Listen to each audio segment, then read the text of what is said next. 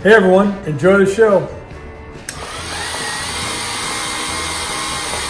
Mantiques Network, how you doing today?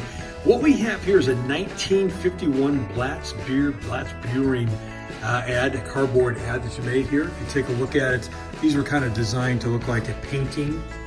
A little bit of perforation in it, but really cool content on it. The bottle's crystal clear. You can see the condensation dropping down it, but it's really cool. So if you are into BLATZ beer, you're from Milwaukee, or you're just into good old vintage advertising, this might be for you.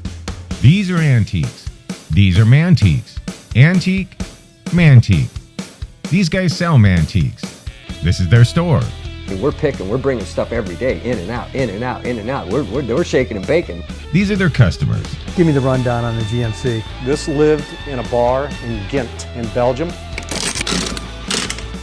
Follow Jim and Jeff from 9 to 5 or after hours as they buy, sell, and restore the coolest stuff for the coolest collectors worldwide.